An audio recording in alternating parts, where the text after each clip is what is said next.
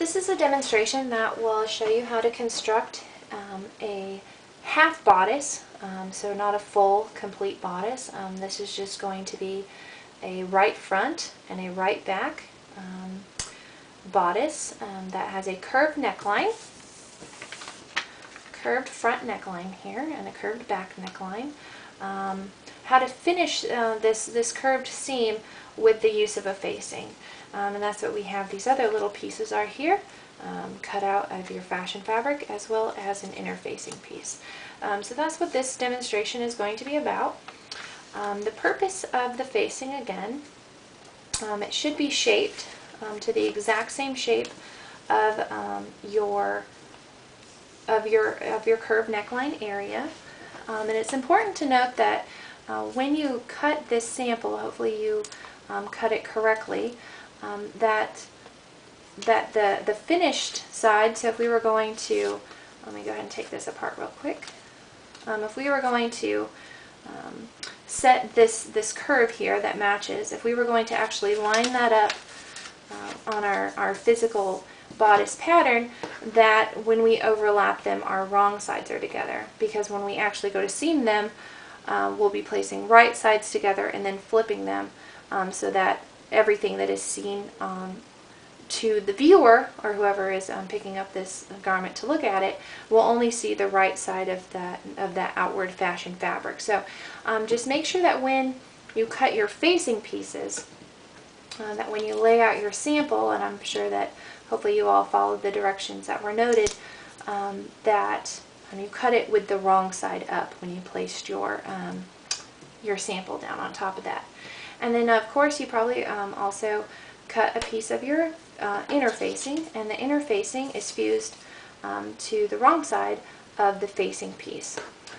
So just to make sure that we're using the correct terminology, your interfacing is your stabilizer that adds some stabilization to your facing piece that is then used to finish the edge along a curved line. Facings, I know some of you used a facing type piece when you were working on your skirt project around the circumference of the waistband, but you can also find facings along the armhole, so if you were going to have a sleeveless top.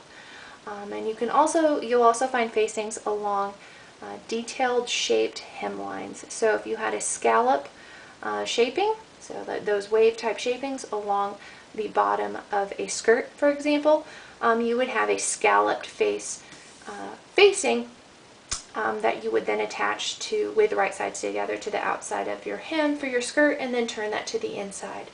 There's more than one place that you use facings, but for this sample we're going to be putting it along the neckline, so you guys can have some practice working with facings along a curved neckline for your upcoming fitted blouse project. So the first thing that we want to do is probably just set our bodice pieces over to the side so they're out of the way, because we're going to be working and constructing our facings.